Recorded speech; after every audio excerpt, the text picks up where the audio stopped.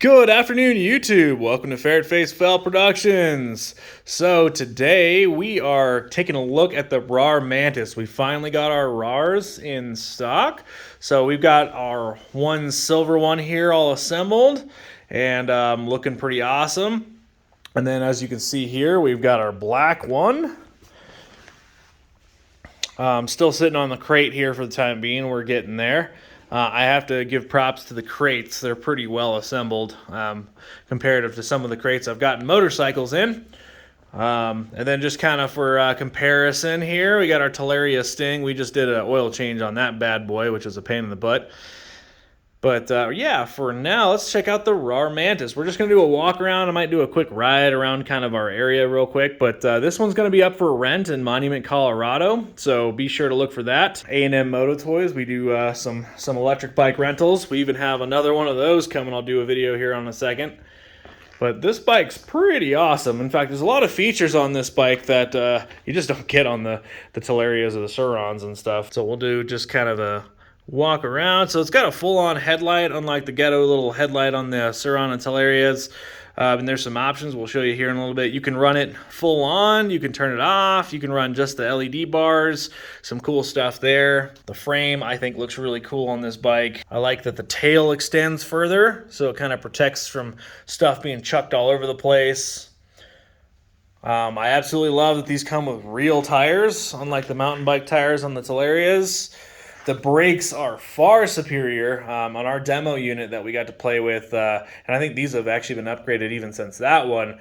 The brakes are so much better than the Talaria. That's my biggest, probably one of my largest complaints about the Talaria is the brakes are awful.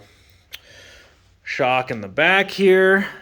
I believe these are a Fast Ace, or no, KKE. So sorry I wasn't focusing for you. So these are KKE shocks in the rear.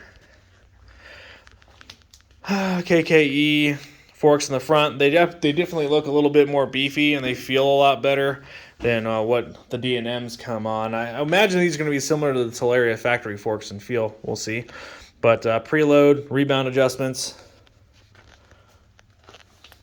Little controller right there. I'm curious to see what will come on aftermarket for this bike as time goes on. We'll get a look at the brakes down here.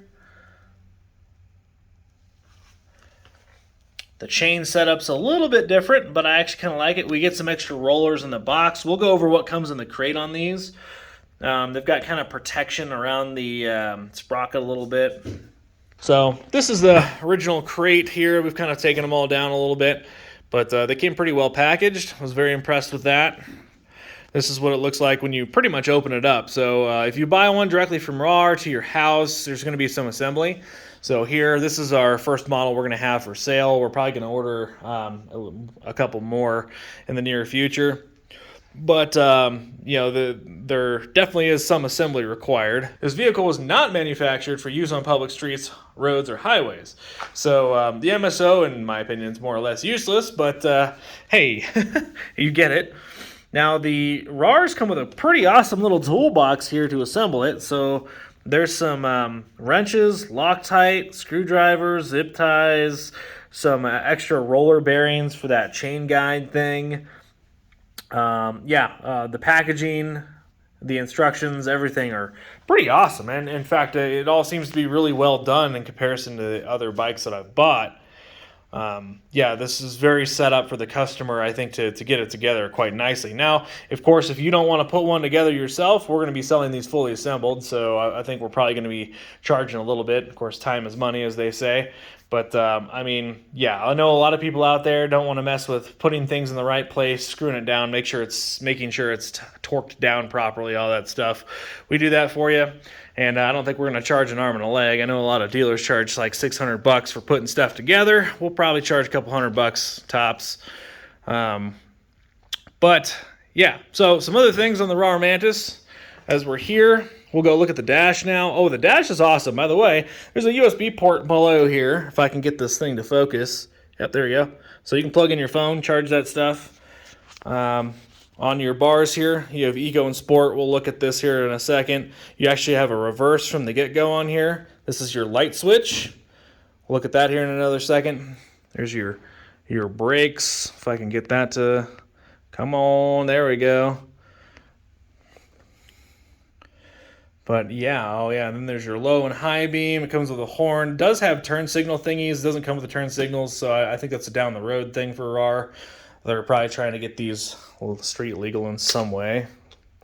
It goes through its little checks when you first kick her on. Starts out in park. We have in the eco setting here, you've got your 3 modes. So it says gear. It's just kind of like your 3 modes. But basically 1, 2, and 3 is going to be 3 different power modes for eco. When you go to sport, it's just pretty much all power, and it's pretty ballsy, especially compared to the Talaria. I think the big difference in the immediate torque and power is it does have a bigger sprocket than what the Talarias come with. And then we'll go ahead and look at the front. So setting 1 for your lights just turns on the front light bars, which is probably what I'll run most of the time, just so you can kind of be seen, but you don't need to be burning the extra power for the headlight.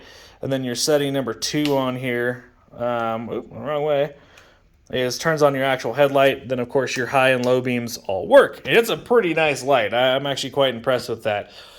It looks so much better than the Talaria and the Surons. Power indicator here, which is pretty cool. And then of course we got our lovely accessory bar. That's pretty awesome. The charging port right here is pretty nice. I like how it's metal. Very impressed with the quality of this and how it plugs in. It's real nice. Yeah, so the whole port there seems like it's going to last from being plugged and unplugged and all that fun stuff. And if you look over here, there's the Talaria charger at the top there. Oh gosh, I'm all the way off. And then we got our the Rawrr charger down here. So pretty awesome. I actually like the way this charger looks. Looks pretty high quality. No real complaints there. Nothing out of the ordinary. Keyed ignition here. So on off, very simple. Nothing interesting there. I believe the key has to be in it for us to pop the hood here. So that's on this button right here. That unlocks your seat, so nobody can just outright steal your battery, although they could steal the whole bike. So, so this flips up and holds the battery in, and I believe it's either a 35 or 38 amp hour battery. Can't remember off the top of my head or if it says on here. Pretty standard to the Talarias and the Rawrs, but it's got a very similar breaker type device. Your plug here, if you pull this out of here and you want to charge it, once again, it's got a nice little charging out of here, because like I always transport them with the battery out, especially if it's going to be colder outside. You know, when you get to your ride destination, the battery being a normal temperature from inside of your car will make a huge difference on range. Button here also shows your voltage too. So of course 67.0 volts, fully charged essentially. Cool, and then that locks down. Now some people don't like the divot in the seat. I got no complaints about it. I just, I think, in my opinion, they could have made this seat a little bit taller and then just gone straight with a little bit bigger battery. But hey, that's just the engineer and me wanting more from everything. So far, though, it looks to be pretty good. Now, this has a similar type setup as well. I believe there's an oil change procedure on this bike as well. I'll have to double check on that. I'm not going to talk too much about it since I don't really know yet. Like I said, we just got these. These are brand new to the market. Not a lot of people, not a lot of videos out there. So this is pretty cool that we have one. I think it looks awesome. Side by side to our Talaria here, which has all kinds of expensive stuff on it. Even in comparison with the back 4000 and the upgrades we've done to this bike, and we haven't even done the Talaria factory forks yet.